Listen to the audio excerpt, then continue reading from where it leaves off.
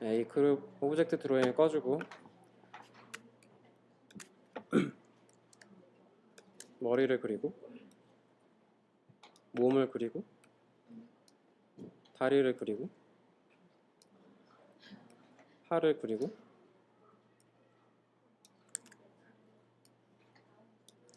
팔을 그렸어요. 얘네를 전체를 선택해가지고 오른쪽을 눌러서 컨버트 심볼을 누른 다음에 로봇이라고 써주고 나서 OK를 눌렀어요. OK를 누르고 얘가 이제 무비 클립으로 되면 이렇게 라이브러리에 로봇으로 등록되어 있는 게 보일 거예요. 얘를 더블 클릭하면 제가 맨 처음에 그렸던 게 그대로 있어요. 근데 여기서 중요한 점은 무비 클립 안에서 또 무비 클립을 그린다는 점이에요. 그러니까 무비 클립 안에서 또 무비 클립을 정의하는 거예요. 얘 선택하고 컨버트 심볼 헤드 머리 얘 선택하고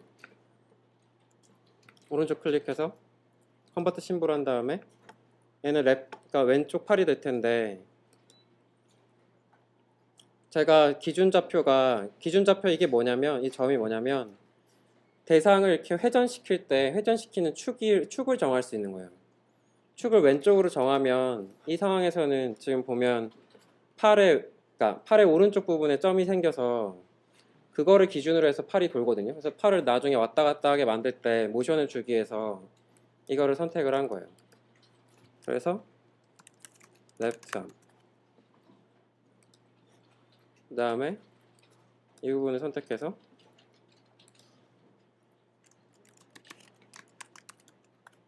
오른쪽 팔은 왼쪽에다가 좌표를 놓고 오케이 됐고 이제 몸통은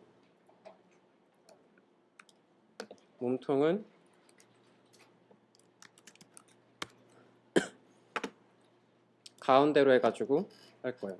가운데로 놓고 다리는 얘는 한 번에 그냥 등록을 할 거예요. 컨버트 심볼을 해서 한 번에 등록할 건데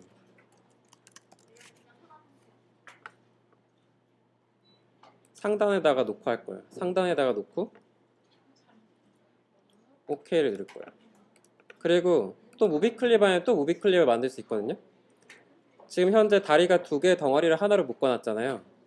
그 안에 한 번 더 들어가서 또 하나를 선택하고 컨버트 심볼을 또 할 거예요. 컨버트 심볼을 한 다음에 left hit 왼쪽 다리라고 하고 기준점을 또 맨 상단으로 잡을 거예요. 상단으로 잡고 얘를 선택해서 오른쪽 클릭을 하고 컨버트 심볼 해가지고 right hit 상단으로 잡고 오케이.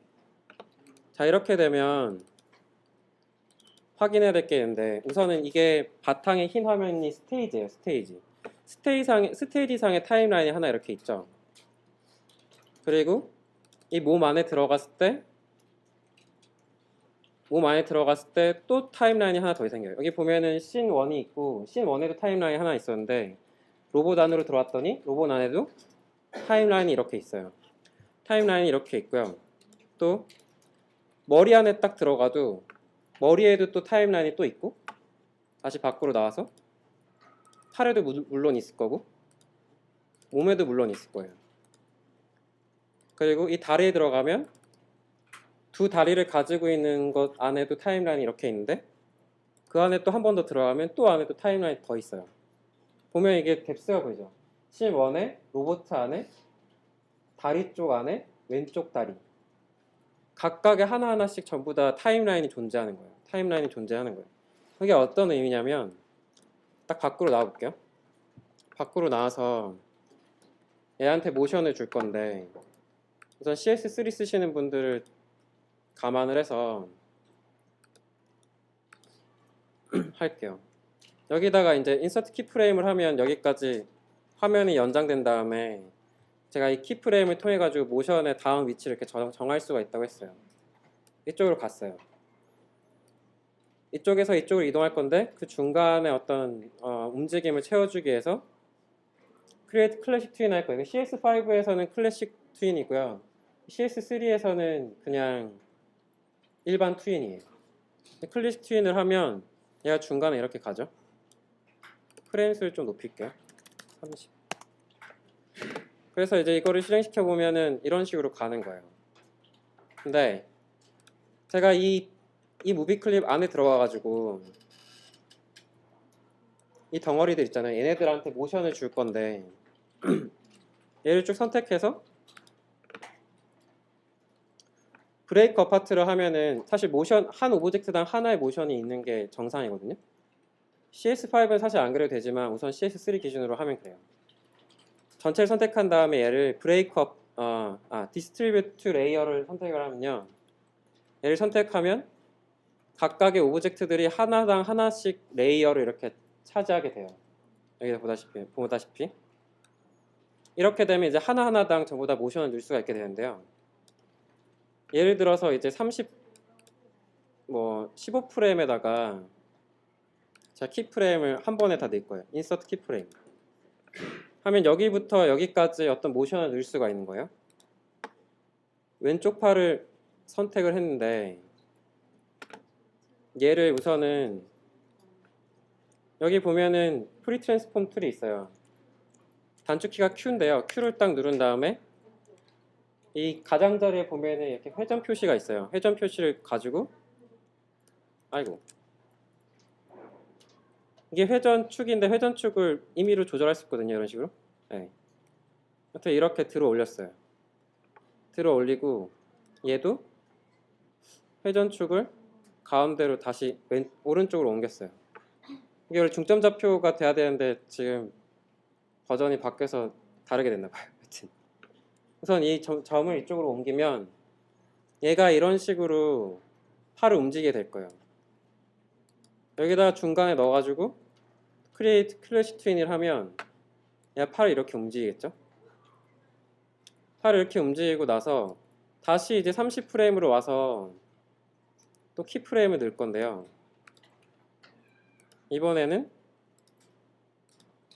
여기서는 팔을 내릴게요. 팔을 내리고 또 중간에 클래식 트윈을 넣을게요. 그럼 얘는 이렇게 올라갔다가 내렸다가 하는 움직임이 들어갈 거예요. 근데 보면은 씬 안에 로봇에 들어가서 이 팔에 대한 움직임만 이렇게 따로 적용을 해준 거예요. 그렇게 되면 현재 지금 씬에서는 얘가 이 로봇이 왼쪽에서 오른쪽으로 움직이는 게 있잖아요.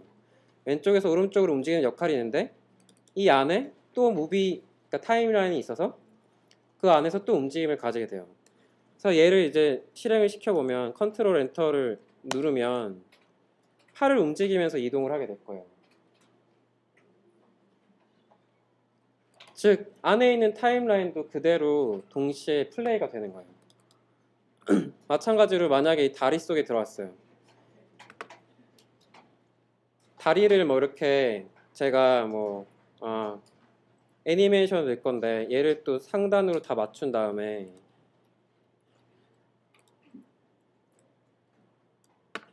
다리에 움직이는 점을 상단으로 맞춘 다음에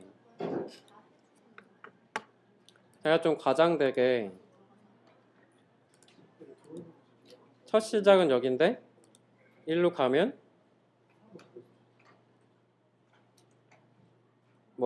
이렇게 움직여서 이만큼 회전해서 가는 걸로 해볼게요. 이렇게 놨다고 쳐봐요.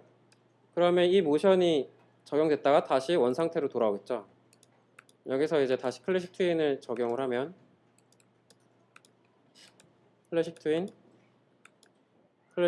해가지고 적용을 하면 얘는 이런 모습이 될 거예요.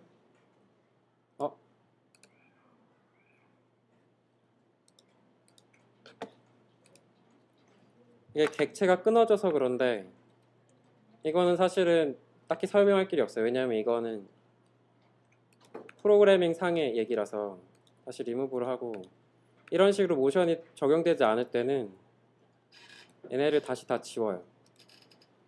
이 키프레임들을 지워요. 클리어 키프레임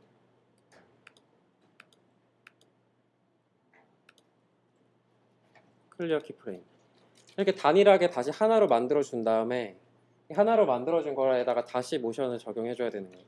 왜냐면은 중간에 이게 제가 키프레임을 넣을 때 첫 번째 사물과 두 번째 사물을 동일한 사물로 인식하지 못할 때가 있거든요. 보통 자동으로 되는데 안 될 때는 이렇게 다시 이렇게 풀어준 다음에 그 다음에 인서트 키프레임을 해가지고 점들을 잡고 다음에 이게 머리구나. 죄송. 아까 잘 됐는데 제가 엉뚱한 레이어에서 작업하고 있었어요. 네. 여기서 이제 모션 트윈을 적용을 하면 이런 모습이 되겠죠. 이런 모습이 될 텐데 이제 이거 실행하면은 오른쪽으로 가면서 다리가 이렇게 갈 거예요. 근데 이 다리 안에 또 들어가면 다리 안에 쏙 들어가면 또 또 하나의 타임라인 있죠. 얘를 또 분리시켜 볼 거예요. 이렇게 디스트리뷰트 레이어를 한 다음에 뭐 이번에는 갔다 왔다 20프레임짜리를 만들 건데 인서트 우선은 하기 전에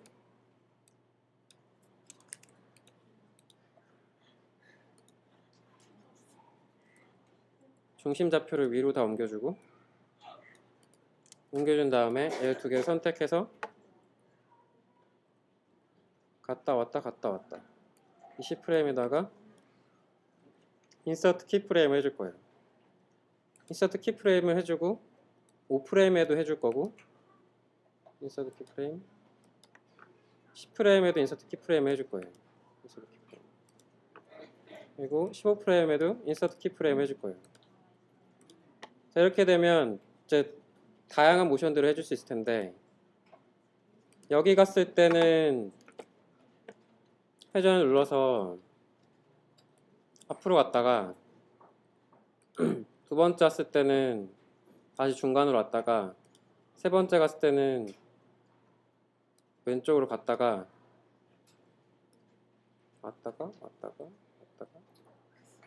왔다가 이런 식의 애니메이션을 넣을 거예요. 그리고 밑에 있는 얘는 오른쪽으로 갔다가 다시 제자리로 왔다가 이번엔 얘는 오른쪽으로 왔다가 다시 제자리로 올 거예요. 여기다가 이제 이렇게 클래식 트윈을 하나씩 더 적용을 해주면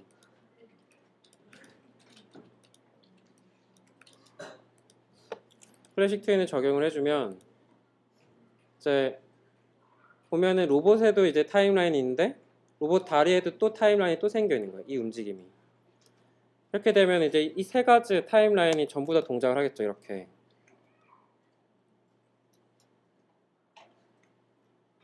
예. 그래서 이렇게 한 덩어리가 되는 거거든요. 그렇기 때문에 보면은